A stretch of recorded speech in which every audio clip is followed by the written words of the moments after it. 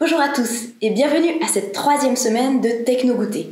Aujourd'hui, comme promis, on change de thème. Après la robotique, on va apprendre à programmer Microbit.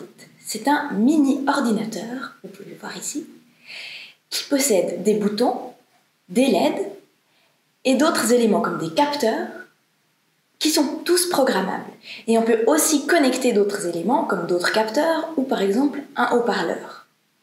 Grâce à tous ces éléments, on pourra facilement créer des programmes pour afficher des images, afficher votre prénom, même faire des petits jeux ou de la musique.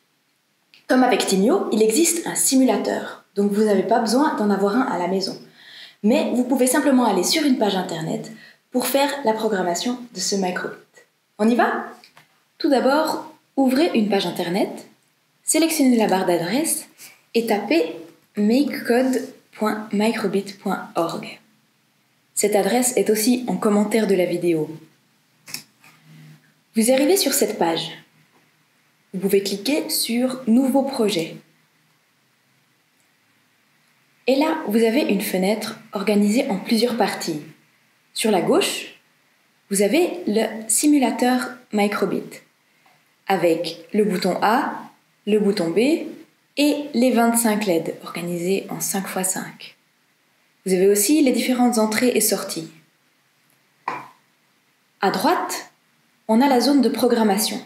C'est là qu'on va placer les instructions pour construire les programmes et ensuite pouvoir l'envoyer sur le simulateur Microbit.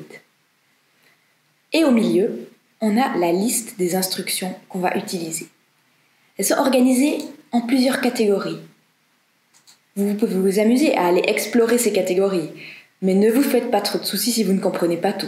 On va les découvrir petit à petit. Ce que je vous propose maintenant, c'est de créer un premier petit programme pour afficher des images sur les LED grâce aux instructions de base. Si vous ouvrez les instructions de base, il y a plusieurs façons d'afficher des motifs sur les LED. D'abord, on peut montrer un nombre ou montrer un dessin que l'on fait soi-même sur les LED. Ou alors montrer une icône qui est déjà enregistrée. Ou encore afficher un texte. On va choisir ici « Montrer une icône ». On clique et on la glisse à l'intérieur du bloc au démarrage pour que quand le simulateur démarre, il affiche cette icône, ce qui se passe maintenant car le simulateur démarre automatiquement.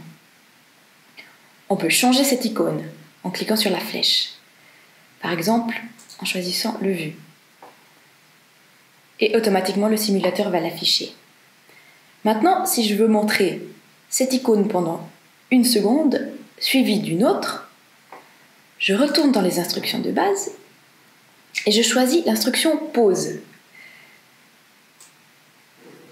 Je la glisse après l'icône et je peux choisir le temps de la pause. Donc ici, je peux choisir 1 seconde. Vous voyez ici que la pause est en millisecondes. Donc 1 seconde, ce sera 1000 millisecondes. Et ensuite, après la pause, je remets une instruction « Montrer l'icône » où je choisis, par exemple, la croix. Donc, on voit maintenant sur le simulateur, si je l'arrête et que je le redémarre, qu'il affiche un Vu, 1 seconde, suivi d'une croix. Voici un premier petit défi pour explorer les instructions de base. Faites un programme qui affiche une icône de votre choix pendant 1 seconde, puis un dessin que vous créez vous-même pendant 2 secondes, et enfin qui affiche votre prénom. Vous êtes bien sûr libre d'adapter ce défi et de tester d'autres instructions si vous le souhaitez. Demain, nous fabriquerons ensemble un afficheur d'humeur pour que vos parents puissent être au courant de l'état émotionnel dans lequel vous vous trouvez.